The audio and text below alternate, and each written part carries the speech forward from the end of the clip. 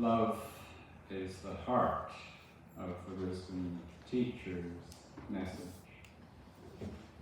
The last words that Jesus says to his disciples are captured in these last chapters of John's Gospel, the most intimate of the Gospels, on the most intimate of nights before he dies, and in these words that follow in the resurrection.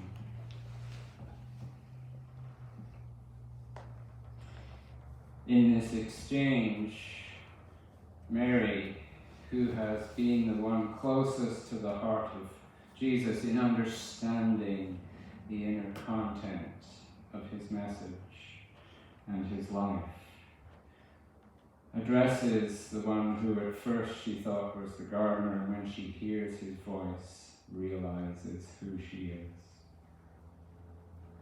We are all called by name, and when we can hear that name being said to us in love, we can recognize the beloved who embraces us for all the seasons of our life. And Jesus gives a strange message to her, that what love looks like is not actually clinging to him anymore, because he needs to ascend in his pathway to the beloved one, just as he then sends them out in peace to do the same in their journey. There's always a risk in any relationship where the power is unequal, where it's skewed in any one direction between a master and a servant, a teacher and a student, a leader and a follower, in any realm whatsoever, that we attach ourselves in unhealthy ways. And the teaching and the learning and the following and the service are part of our learning to become love incarnate itself. And what Jesus offers to Mary from the heart of love is that love also includes setting the other free. It is for that very reason Jesus, in addressing his disciples, says, "I now call you friends." He says, if I had a master-servant or teacher-student relationship with you, I would know things that you don't know, and I would hold back things from you. But now, he says, I am calling you my friends. I would love for it to be the case that when we do the 12 moons of our grieving, and by the 13th moon, and indeed by the first day as well as through that whole year in which we enter a transition of our dragonfly experience of moving through this chrysalis, that we can move from the time when I address you as I did in my email on Friday as your sincere pastor, priest, and friend, that when the work of grieving is truly done, that what remains is the love. That what remains in Jesus' understanding of his relationship is actually the friendship. He says, I no longer call you servants, I call you friends. And he embraces this equality. And for all of us, in whatever relations and spheres we find ourselves related, we need to move through that process of detaching from any kind of clinging. There's a holy detachment that is a wonderful part of our tradition that Jesus calls us to. It's true in any relationship. That we can, in fact, have a stronger bond when we take responsibility for enacting the wisdom that we have received for ourselves. That it is no longer that we just look up to a teacher or cling to someone else, but as Jesus says to Mary, now just as I have received a commission and I'm laying it down when returning, to my beloved and our beloved. So over to you.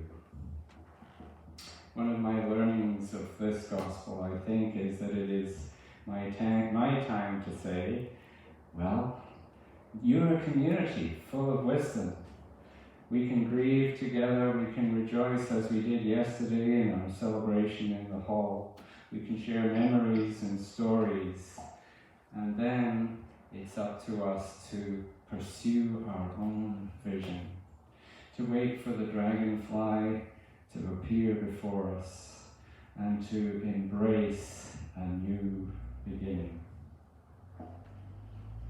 The heart of the teaching of Jesus that's hidden in this Gospel of Mary Magdalene. Don't you find that interesting?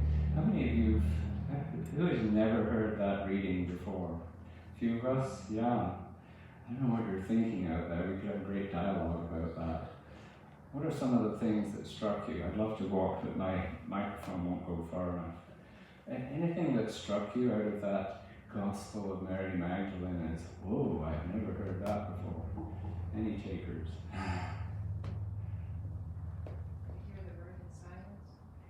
Hearing the words in silence. Isn't that marvelous? That is how the deepest learning came to Mary Magdalene. The reason that Peter and Andrew were kind of jealous and angry is that she had access just through her silence to the voice of the teacher within her. And she was able to bring forth that wisdom.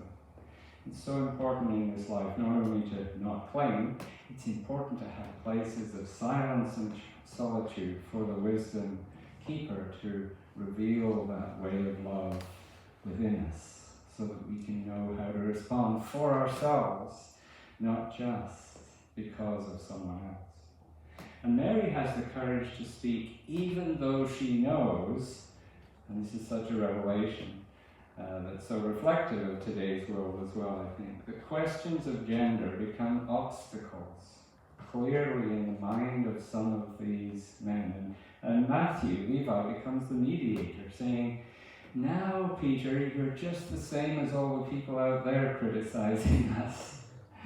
You're putting the same restrictions on this woman as everybody else in the Roman world.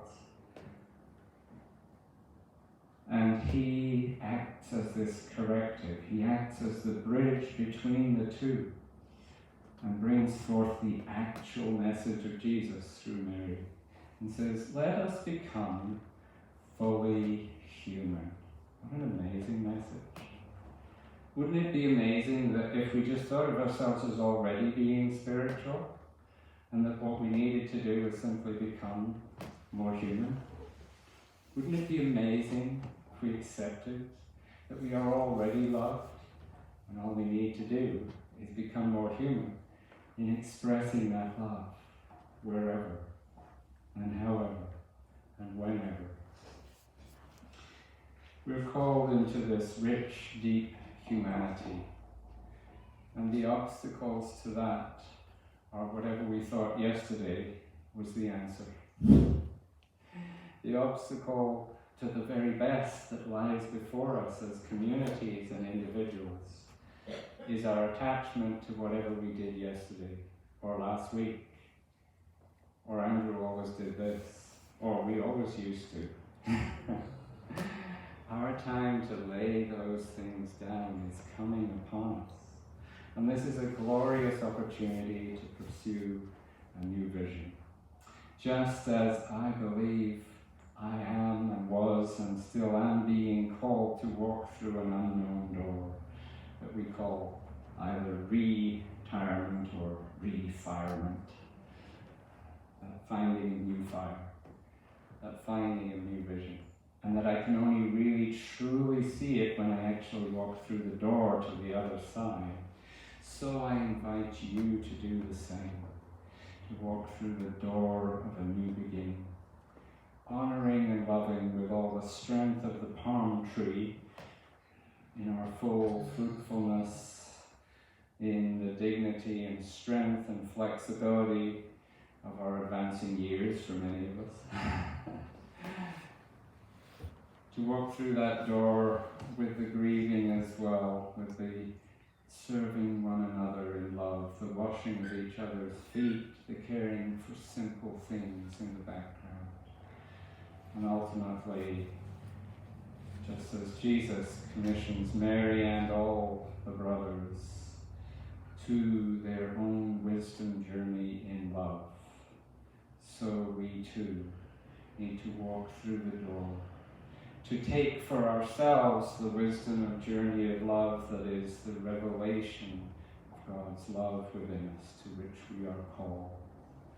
And to do that in a new way and a new beginning, that the wings of the dragonfly of reconciliation and transformation of all that is past into all that lies ahead of us can be done, that we might become, through our silence and through our speech, that very revelation of the way of love that is being fully human.